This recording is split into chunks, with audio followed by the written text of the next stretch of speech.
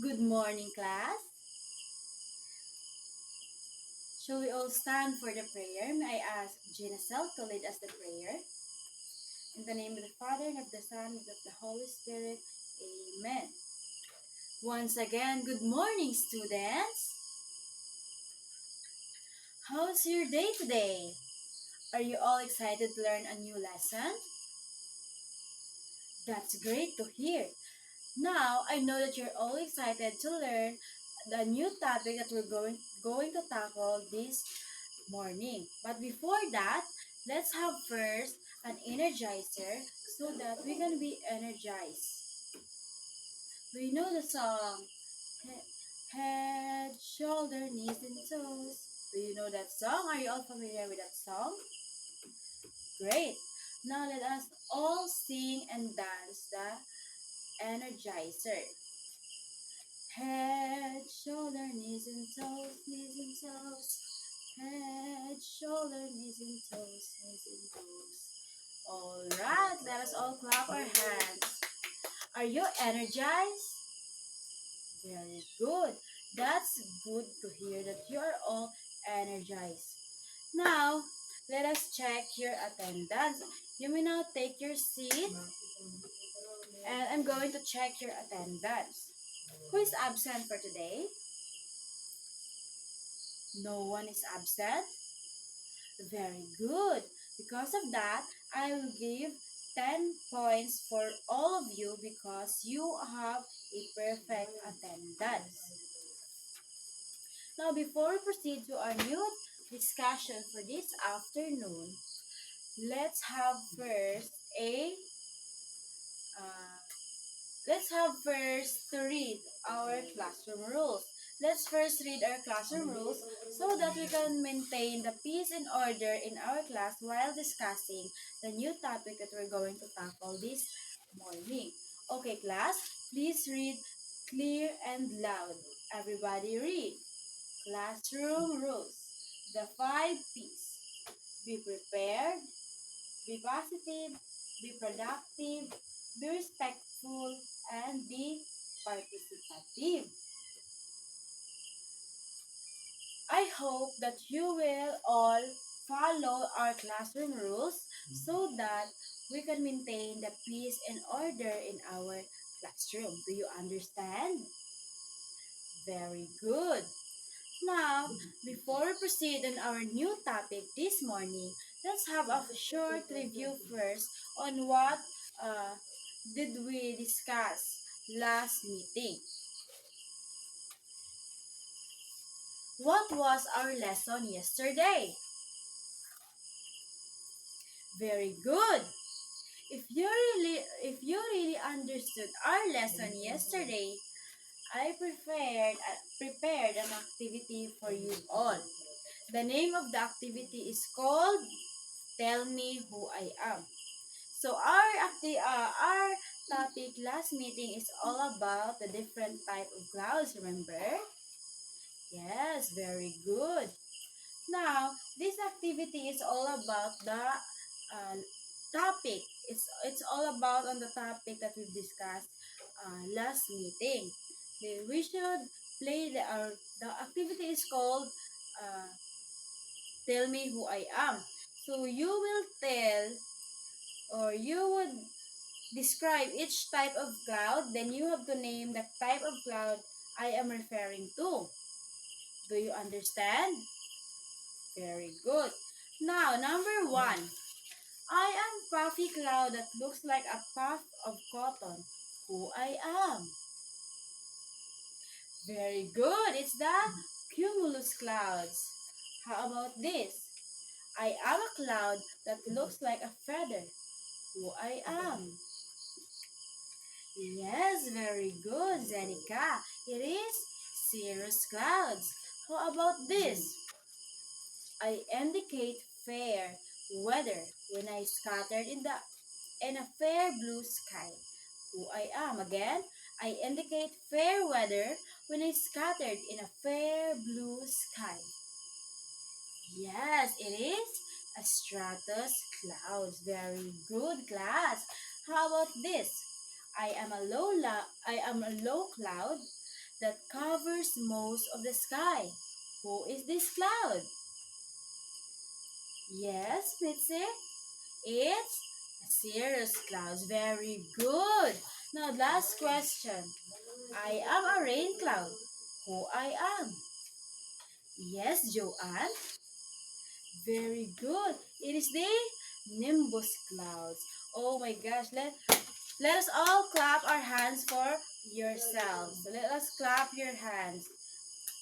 Let us give you a very good clap. 1, 2, 3. 1, 2, 3. Very good, very good, very good. Alright. Because of that, I know that you really listened to our discussion last meeting. Now, before we proceed on our new discussion, let's have first an activity. Let's experiment first. This activity is connected to the new lesson that we're going to discuss this morning. Now, this activity is called water in a plastic bag. Now, let's have a group activity. I will group you into 4 groups. In groups, put a little water inside a small plastic bag, seal it tightly, and tape it to a sunny window. So you will observe, watch what happens to the water, and look for tiny droplets or changes inside the bag. Draw or write what you observe on your paper. I will just give you uh, 10 minutes for observing, and of course 3 minutes for drawing what did you observe uh, on the activity. Understood? Great. Very good. Now you will now start your activity. Alright, you're done doing your activity. Let's examine what you observe in the activity. What do you think the water, or where do you think the water went? Some water changed into vapor and moved to the top of the bag. Very good. Now, what did you notice happening to the water in the bag? Very good. The other side, the other droplets in the bag or the water is in, or it forms in the side or other sides of the plastic bags. Very good. Nice observation, class. Now, those things that we do in our activity is connected to our new topic that we will going to discuss this morning. But before I introduce to you what is our topic, let us first read our objectives. Everybody please read. At the end of the lesson, the learner will be able to. The learner identifies the 4 phases of the water cycle: evaporation, condensation, precipitation, and transpiration. Second, the learner explains how the sun helps the water cycle by providing heat for evaporation. And third, the learner shows awareness of proper water consumption in daily activities. Now, class, our topic for this morning is all about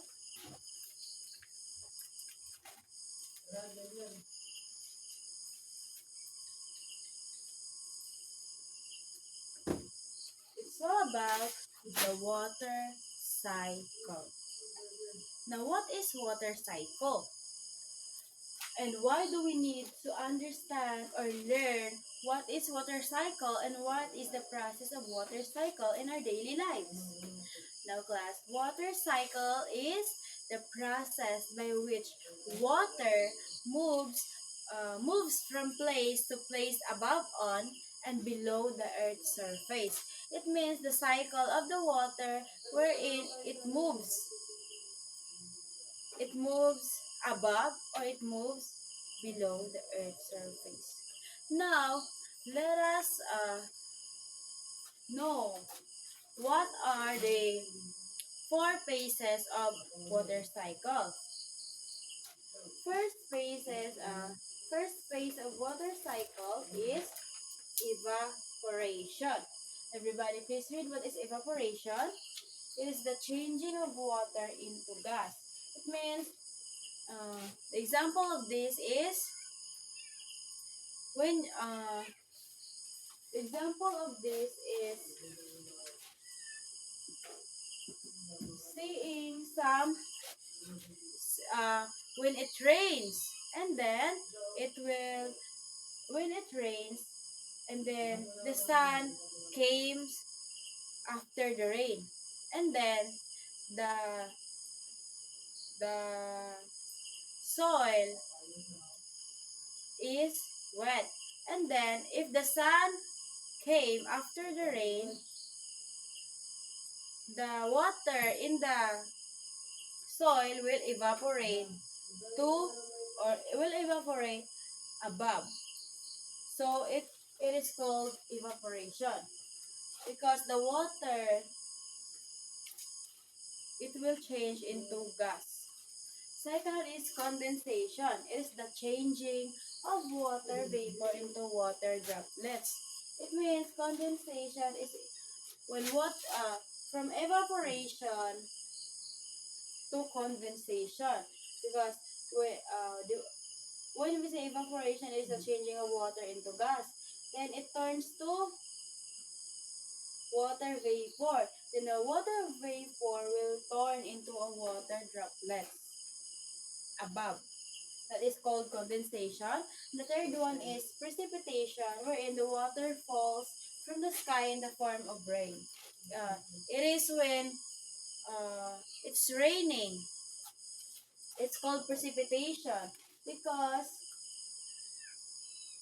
the water will fall from the sky into the form of rain. From droplets into, from the condensation, it will form into droplets. And the third one is the precipitation, wherein the water will fall to the ground that is formed as a rain. Then the fourth is transpiration, is the essential evaporation of water from plants. Now, do again, water cycle is the process by which water moves from place to place, above, on, and below on the Earth's surface. And there are 4 phases of water cycles, a class. First is evaporation, second is condensation, third is precipitation, and fourth is transpiration. Did you all understand our topic today? Very good. Do you have any questions, suggestions, classifications? None?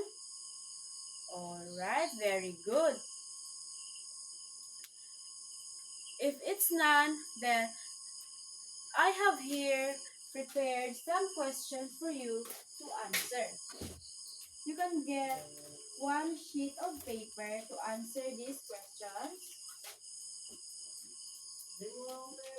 Is your paper ready?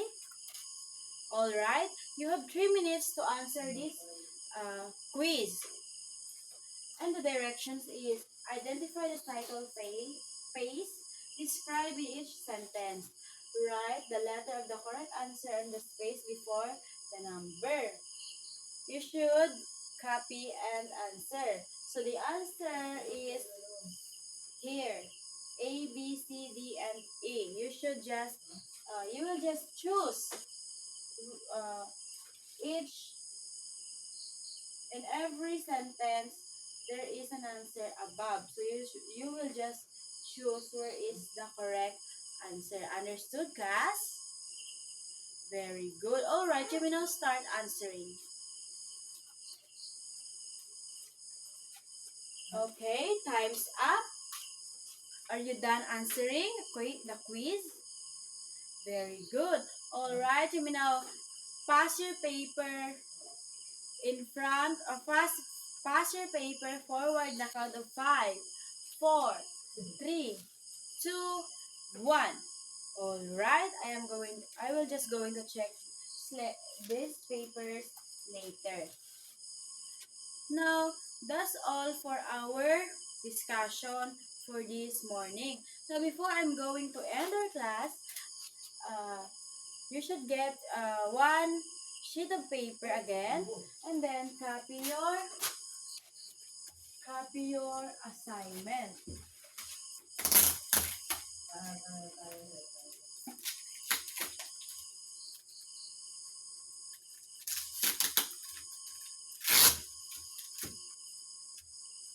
Did you get your papers? Alright, you're gonna start copying your assignment. You will make a collage of a water cycle illustrating its four phases. That is your assignment that will be passed next meeting. Understand? Alright, very good. Now, if you're done copying your assignment, that would be all for our discussion in this morning. Did you learn something? Very good. I know that you did learn something from our discussion today. That would be all for our discussion. Goodbye, class. See you on next meeting.